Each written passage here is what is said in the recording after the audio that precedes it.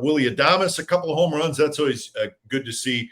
And let's get your thoughts on Willy. You know, if you look at his career, FP, and I look back and the years where he's been an everyday player, we're not going to count 2020 because of the abbreviated season, but so the last 5 years, his average home runs and RBIs, 26 homers, 83 RBIs. Now he had the monster career last year, but he's right where he is on average the last 5 years and he's never been a 270, 280 hitter.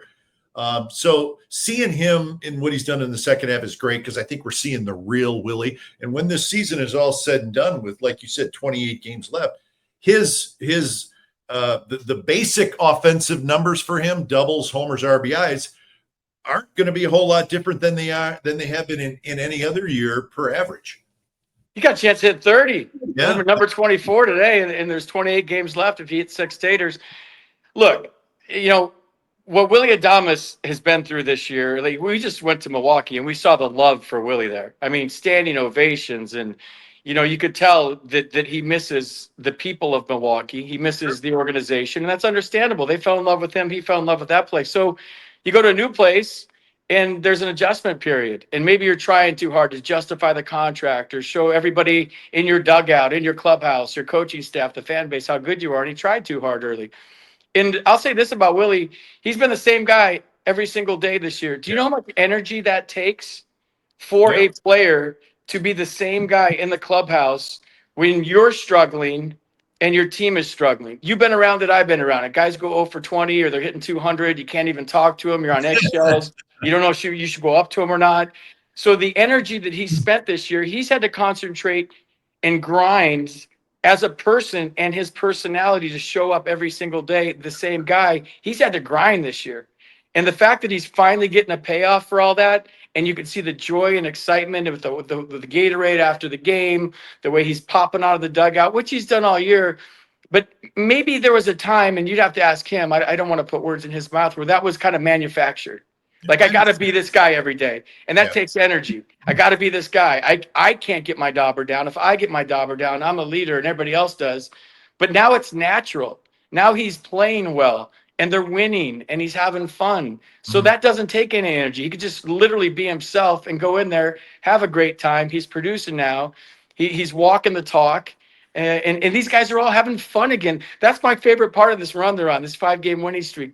They're having fun playing baseball. A lot of times as major leaguers, we get away from the fact that it's a kid's game. It's fun. It's simple. Throw the ball, catch the ball, hit the ball. And you start to overthink it. And, you know, even if you close yourself off from social media, your family's still texting you. What's going on with you guys? What's happening? What in the hell's going on? Your swing looks this. My dad used to call me every night and say, like, we go over our swing. Now there's none of that, right? Now they're just showing up. They're a little more free and easy. I don't know if it's because, you know, they're so far behind in the standings that they're just playing loose right now. But damn, it's fun to watch. And this is the brand of baseball that we were all hoping for all year. But maybe you build some momentum here. Maybe something wild and crazy happens. Sure. But either way, I mean, I'm just glad to see smiles on all their faces and these guys having fun playing baseball again. Yeah, I thought maybe the unsung hero of the game today wasn't necessarily a player, but it was a part of the game was the Giants defense. If you look at this game, FP, Adames made a great play in the hole. In fact, Bob Melvin said it was maybe the best play he's made all year. He kind of did a jump throw like Jeter. Schmidt made a nice play on a line drive that turned into a double play. Bailey threw a guy out. You know, they had 3 double plays, and that's a thing that, again, they were doing at the beginning of the year, and then they stopped doing it. And we saw it in this series, and we're going to get to the whole series here in a minute, but, you know, we saw good defense in this series. We saw it today, and it's not a coincidence that they're catching the ball, they're making good plays, and they've won 5 in a row. Now, again, small sample size, but we also saw beginning of the year, this is what they were doing. They have the ability, I think, to be a pretty good defensive team, but for some reason, they had a 6-week to 8-week stretch where they just were not good defensively. But we've seen how good they can be even in the last week. Devers looks better at first, and the plays that I mentioned today. So it's a thing that maybe sometimes gets overlooked a little bit, team defense, but we've seen it today, and we've seen it in this series. I mean, the play Jung-Hoo Lee made, That's sliding right. catch, Yeah, and then the Cubs getting doubled off. The Cubs were playing sloppy baseball the whole series. The Cubs were playing baseball like the Giants had in the last homestand. They were making all kinds of mistakes. The double play that Willy Adames started last night off Wisenhunt's glove, off the mound, whatever it was, that top spin where it's going like this and it shoots on you, and he picks it and he does the feed to Casey Schmidt. That's the double play of the year. And then the Jeter play, that's why he wears number 2. Derek Jeter's his hero. And he did the Jeter play today. He did the jump man throw in the hole. Like they're playing loose. They're having fun. We have stats and analytics and data for everything. But this game is fun, and you got to remember it. You got to remember that it's fun. You got to remember that you're lucky, and it's a pleasure. It's a privilege to play for the San Francisco Giants. It's a privilege to play in the big leagues. It's a privilege to walk into the clubhouse and see your name on that lineup card. And sometimes we get so caught up in the everyday that we forget all this. We start talking about other things, and like to have your name on that lineup card every day. You should never, ever take that for granted. Felipe Alou used to call it being free. He'd say, when you get to a point in your career, you're free, and you can walk in the clubhouse and you don't have to look at the lineup card. But still, even those guys that are free, the way Felipe called it, you got to look at that card every day and say, damn, I'm in the lineup today. Yep. I'm going to do something to help my team win. And you can kind of see it up and down the lineup right now. Everyone's doing something to help this team win. Yeah, let's take a quick rundown of this series. So they sweep the Cubs. And it's those little things. They were much better with runners in scoring position. So to me, this series was sort of a microcosm of they did things well that they weren't doing well at all in this brutal stretch of 2 months. They hit well with runners in scoring position.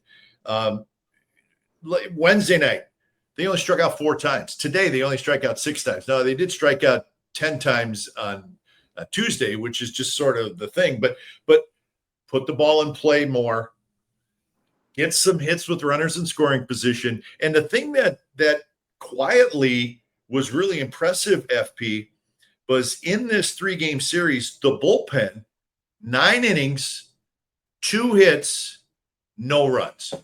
And the bullpen it's not the same bullpen, we all knew, obviously. But think about that. 9 shutout innings with 2 hits allowed from a bullpen that's it's a whole different group. And, it may not be the group you see next year in spring training, but maybe there's a guy or two that steps out in this final 5 weeks of the season and allows himself to be put in the conversation for next year.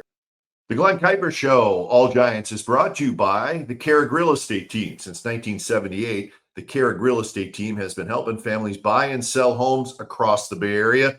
With deep local roots and a legacy of client-first service, they are committed to delivering results with honesty, care, and expertise. Whether you're moving up, downsizing, or making your first purchase, trust the Kehrig Real Estate Team to guide you home. The Kehrig Real Estate Team, serving the Bay Area with pride for over 45 years. Contact Mike Kehrig today for a free home sale or purchase consultation. Call 925-548-4132 or go to the website at kehrigteam.com. Show is also brought to you by Tilden Properties. As an investor, one of the best places to put your money is California's multifamily real estate. When investing with Tilden Properties, you see cash flow with quarterly dividends while building equity in the real estate market. Bay Area based and family owned, Tilden Properties has been building investment wealth for their clients since 2008. Go to the website at tildenproperties.com or call 925-209-8558.